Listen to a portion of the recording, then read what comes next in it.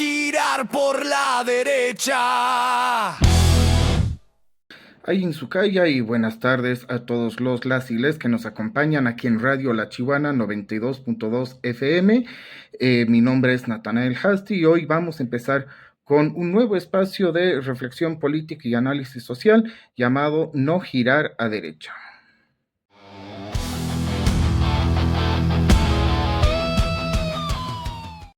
Ayer, la Cancillería boliviana emitió una declaración sobre las Islas Falkland. Quiero ser absolutamente claro, las Islas Falkland son británicas. Su soberanía no está en cuestión. El Reino Unido cree firmemente en el derecho de los pueblos a decidir su propio futuro y esa decisión debe ser respetada. La declaración de ayer constituye una intervención profundamente decepcionante e inaceptable en los asuntos soberanos del Reino Unido.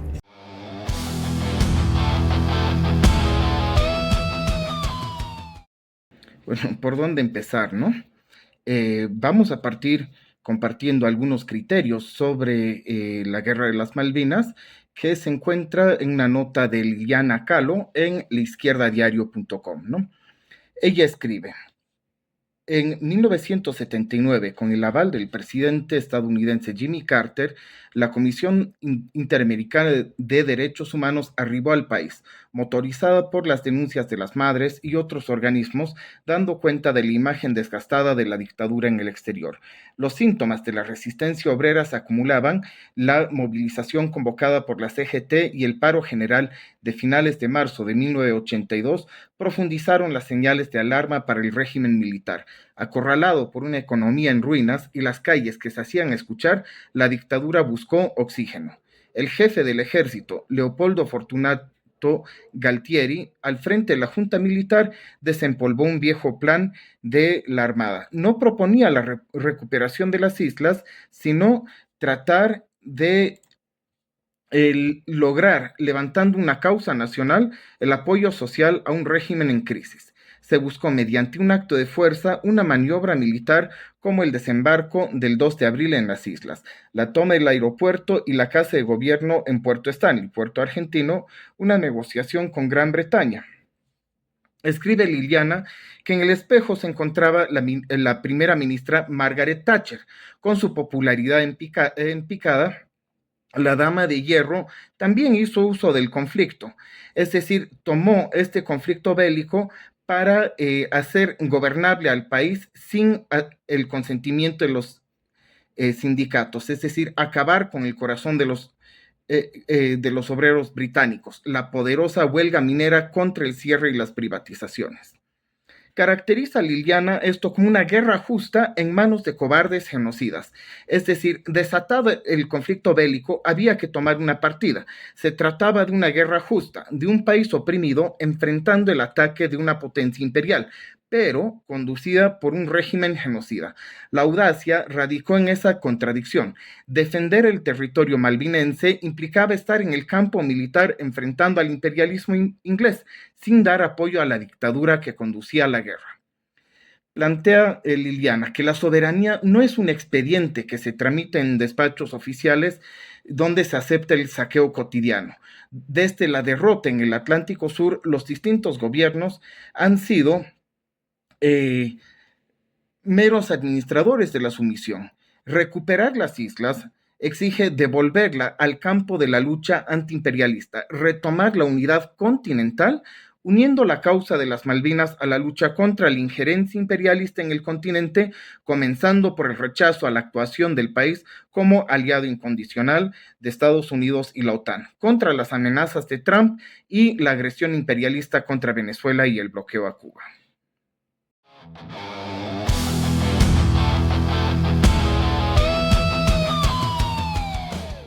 La declaración de ayer constituye una intervención profundamente decepcionante e inaceptable en los asuntos soberanos del Reino Unido. Es lo que plantea el embajador británico en Bolivia. Pero hagamos un poco de historia. Retrocedamos hasta el año 2019 y veamos qué decía la Embajada del Reino Unido justo después del golpe de Estado en Bolivia. Por los cambios políticos en Bolivia, Se percibe un ambiente más abierto para la inversión extranjera. Yo creo que eso abrirá nuevas puertas a empresas que quieran compartir su tecnología, sus productos y hacer alianza con distintas compañías. El gobierno anterior no estaba muy a favor de la inversión extranjera. Entonces, con los cambios que vamos a ver, será más fácil entrar al mercado y hacer negocios. Las empresas que vendrán son de distintas partes de Gran Bretaña y de diversos sectores. Son firmas modernas que están haciendo cosas innovadoras. Quieren entrar al mercado y compartir sus servicios y productos en Bolivia. La demanda de litio está creciendo y Bolivia debe de aprovechar esta oportunidad. Cita textual de lo que dijo Jeff Glenkin, en ese momento el embajador británico en Bolivia. ¿Eso acaso no es plantear una posición de injerencia inaceptable en los asuntos soberanos cuando una embajada de forma abierta plantea que el régimen anterior o que el gobierno anterior no le era favorable a los intereses económicos? Sin embargo, el nuevo régimen al que se refiere, que fue el régimen golpista de Yanine Áñez, sí le era favorable.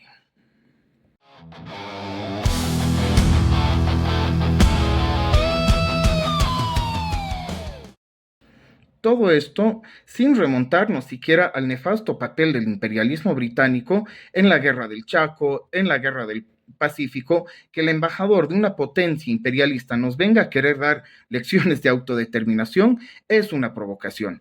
La Cancillería boliviana ha emitido un comunicado tibio y a medias tintas para defender la posición boliviana en defensa de la soberanía argentina sobre las Islas Malvinas.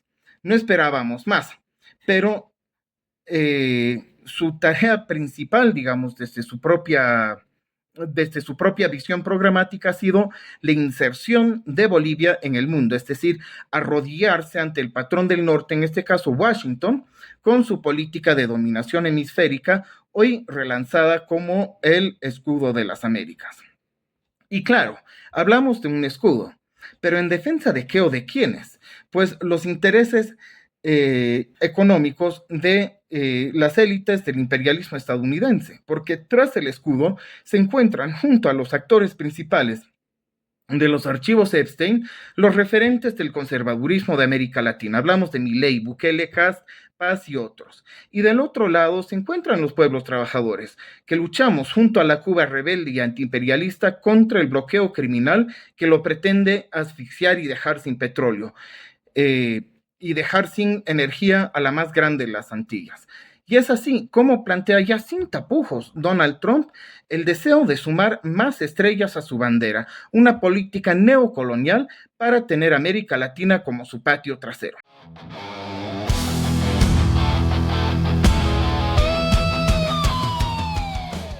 Hoy se vive en carne propia, no solo en América Latina y el Caribe, sino también en la resistencia palestina frente a la ocupación del Estado sionista de Israel. En los primeros meses de gobierno, la restauración neoliberal de paz ha restablecido relaciones diplomáticas con el Estado sionista de Israel y ha roto relaciones diplomáticas con la República Democrática de Saharaui.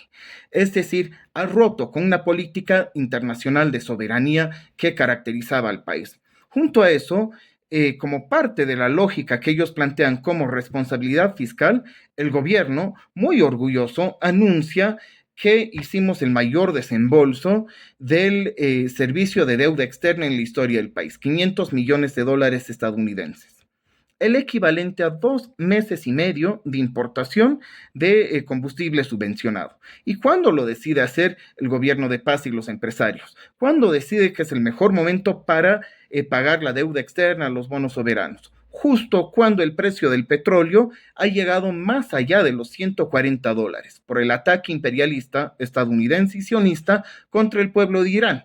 Sube el precio de los combustibles a nivel internacional justo a tiempo para el ajuste de precios de hidrocarburos que establecía el Decreto Supremo 5503 y se mantiene en el decreto negociado el 5516.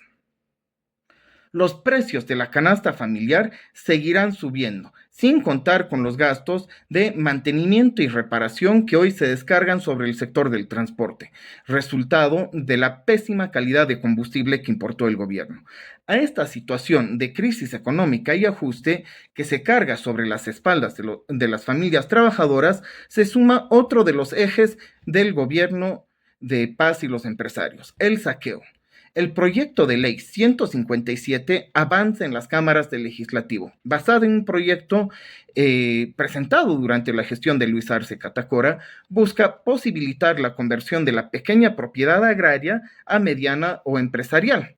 Hablemos un poco de qué normas protegen actualmente esta pequeña propiedad agraria. Tenemos, por ejemplo, la ley 3545, su artículo 34 establece que las tierras expropiadas por incumplimiento de función social de pequeñas propiedades serán dotadas a la organización social que correspondan o adjudicadas a miembros de la misma organización social. Es decir, en lugar de entregarse a un banco, se está planteando que se distribuya esa misma tierra entre las organizaciones, que es la normativa actual. La normativa de la 157 busca esta conversión de tierras para posibilitar también la expropiación de tierras a favor de los bancos en casos de créditos impagos. Se plantea también, no serán revertidas el solar campesino y la pequeña propiedad, las tierras comunitarias de origen, ni las comunales tituladas colectivamente. Es otra garantía que se establece artículo 30 de la ley 3545. Ahora, el argumento que plantean los grandes agroindustriales es convertir al pequeño agricultor en sujeto de créditos. Sin embargo, la ley 144, en su artículo 51, establece mediante el Banco de Desarrollo Productivo la posibilidad de créditos para pequeños productores. Por lo tanto, no es necesaria esta reconversión que en los hechos tiene un objetivo claro. Es un objetivo de consolidar y centralizar las tierras de los grandes agroindustriales, quienes a propósito se han convertido, entre ellos Branko Marinkovic, en los principales impulsores de este proyecto de ley desde el Parlamento.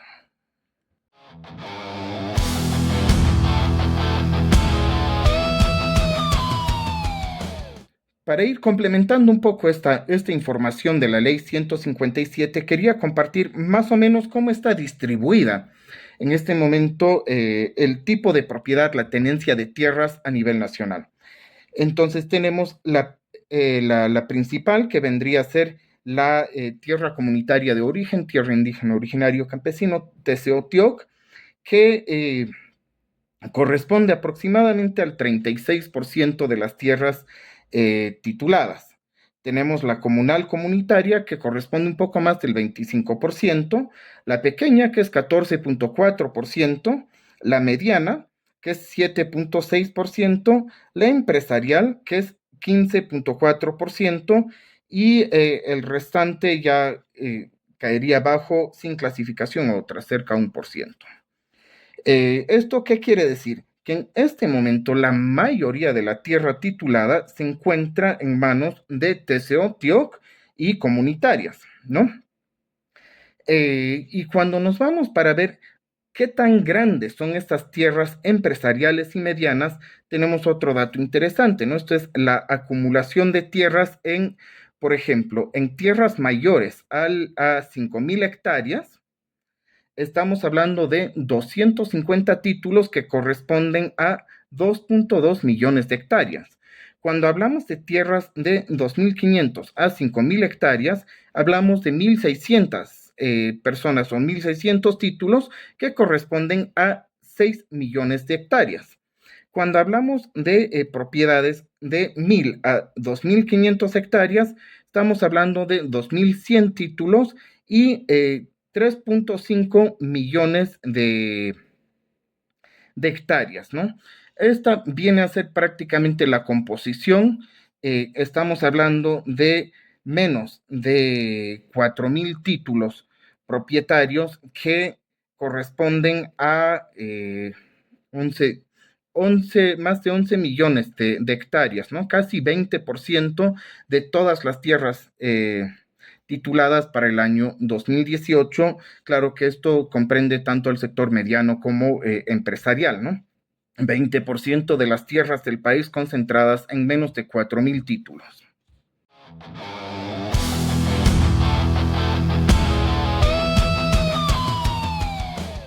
Hoy, el Estado plurinacional y laico, por cierto, ha lanzado desde el Ministerio de Culturas distintas iniciativas para celebrar la Semana Santa, por lo que creo justo y necesario compartir un poema de Óscar Alfaro, un poeta comunista escrito después de su excomunión, que titula Dictador del Mundo. Dictador del mundo, respuesta a la excomunión. Dictador del mundo, rey del Vaticano, tú no representas al Jesús obrero. Tú eres el famoso señor del dinero, el traidor más grande de todo cristiano. Cristo te repudia, Cristo te desprecia, Cristo es amigo de los proletarios, no de los verdugos ni de los falsarios, ni de los eunucos que pisan la iglesia. Si resucitara Jesucristo hoy día, te abofetearía por vil y farsante, que jamás serás su representante, reyesuelo enfatuado de la burguesía. No invoques a Cristo, él sí dio la frente, no lamió las botas ni besó las manos de los fariseos ni de los romanos. Prefirió la muerte, Cristo fue valiente. Recorrió descalzo los campos del olvido, hablando a los pobres, que eran sus hermanos, no llevado en andas como los tiranos sobre las espaldas del pueblo oprimido. Que jamás invoquen tus labios traidores, aquel gigantesco revolucionario que murió en la cumbre del Monte Calvario para salvar al mundo de sus opresores. Lanza sobre el pueblo tus trágicas iras, grita y excomulga, blasfema y estalla, pues los hombres saben que eres un canalla, y a nadie en el mundo cree tus mentiras. Rey de los verdugos y los criminales, tomando en tus manos todos los poderes, has quemado ancianos, niños y mujeres sobre las hogueras inquisitoriales. Los hombres hoy día no sienten temores de ser devorados por el fuego interno, porque si de veras existiera infierno, estaría lleno de papas traidores. Recordemos que en 2009, a partir de la promulgación de la nueva Constitución Política del Estado, que establece la laicidad del Estado boliviano, se retiró la presencia de bandas militares en los actos religiosos. 15 años después, el 2024, el gobierno de Luis Arce, bajo la figura de patrimonio cultural, restableció la participación estatal en estas celebraciones religiosas. Y hoy vemos cómo, amparados por la presencia de la Biblia en los actos de posesión de autoridades, con el gobierno de Rodrigo Paz y los empresarios, volvemos a Dios, familia y patria. Pues claro, esto no es algo novedoso, sino que forma parte de una tendencia política a nivel regional, en el que las ideas de ultraderecha vuelven a tomar cuerpo y articularse.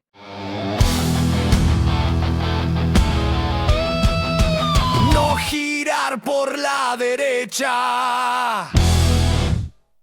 Frente a la ultraderecha, solo queda una opción, que es unirnos y luchar. La unidad de todas las luchas. Unirnos, organizarnos mediante asambleas desde abajo para establecer un plan de lucha. Y en ese sentido, la semana pasada hemos visto cómo la Central Obrera Boliviana se movilizó de forma masiva para entregar el pliego petitorio, y esta semana ya se viene un nuevo ampliado en la que debemos exigir desde abajo organizarnos sectores afiliados y no a la Central Obrera Boliviana para organizar un gran plan de lucha nacional que nos permita combatir el saqueo, el ajuste y el gasolinazo. En ese sentido, también se suma a esta necesidad la denuncia que sale de nuestros compañeros de trabajadores de Sacachuro, quienes han sido amenazados bajo el argumento de emergencia económica y equilibrio económico de la alcaldía, en el que prácticamente se está poniendo el equilibrio para mantener los privilegios de sectores empresariales que han beneficiado de una tercerización del sistema de tratamiento de aseo urbano, frente a la situación de los 66 trabajadores de Sacachuru, quienes exigen su pago de salarios adeudados desde el mes de febrero y reclaman también la suspensión de sus prestaciones en salud. Recordemos también cómo está configurado, ¿no? Este conglomerado. Hablamos de un conglomerado en el que se encuentra Colima, La Paz Limpia, Trébol, prácticamente un clan familiar que ha manejado en las principales ciudades, en La Paz, El Alto, lo que viene a ser los contratos de tercerización del aseo urbano. desde este espacio toda la solidaridad con la lucha de los compañeros de Sacachuru por sus derechos laborales, por el pago de sus salarios y plantear la urgente necesidad de nacionalizar un control público sobre los servicios públicos frente al proyecto de gobierno que se tiene, que sigue siendo, ¿no? Al igual que el viejo modelo neoliberal, privatizarlo todo.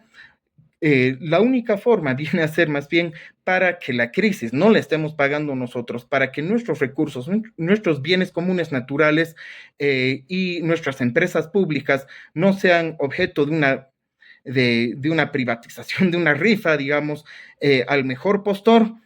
La única forma viene a ser nacionalizar bajo control de los y las trabajadores de la comunidad para que nosotros democráticamente decidamos cómo manejar nuestros propios espacios de trabajo, los espacios donde nosotros sabemos cómo trabajar, cómo producir, cómo llevar adelante.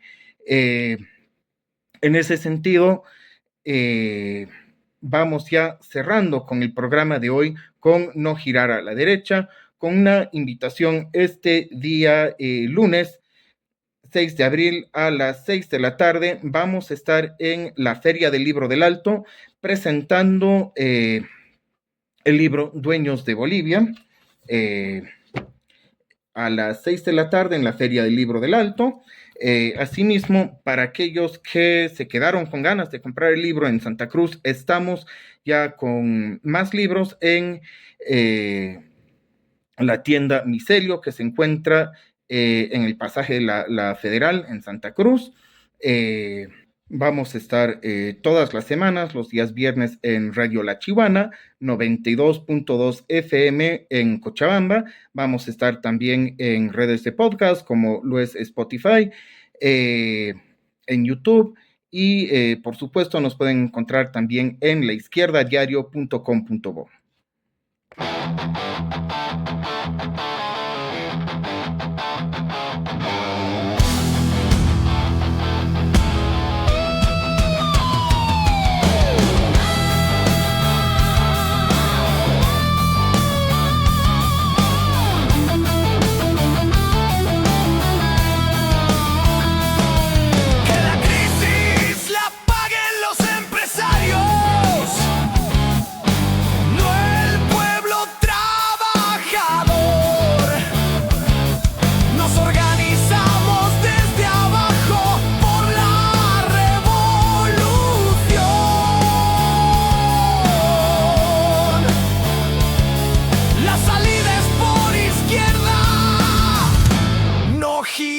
Por la derecha.